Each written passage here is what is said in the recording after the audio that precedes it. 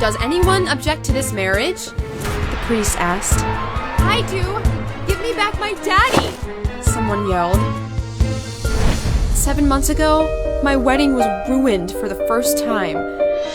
We were at our first ultrasound. Paul was angry we couldn't find out the baby's gender yet.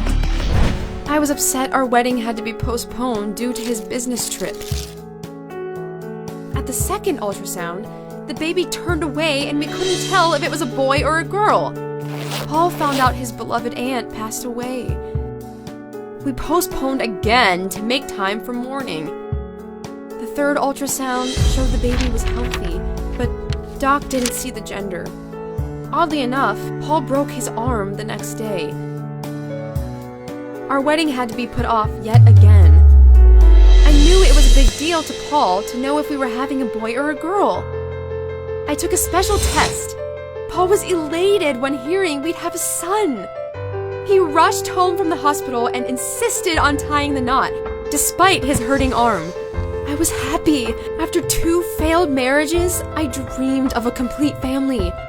I was shocked Paul had a child he didn't tell me about. A woman came into the room and said I knew nothing about Paul.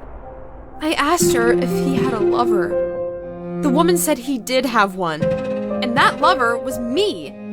Turned out she was Paul's wife, and they had 3 daughters. Paul told his wife it was all her fault, that she was the one who had girls.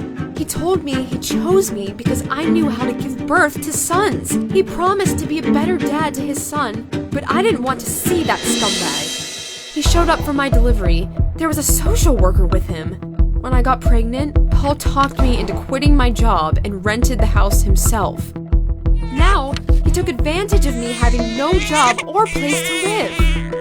Paul got my baby and sent his older kids to a group home. I watched his poor wife take care of my boy. But I had a plan. I headed to her place to make peace and talk to her. I convinced her, even though she depended on Paul's money, that we were stronger together. It was way better than living with a man who treated us as mere incubators. I convinced her to surprise Paul.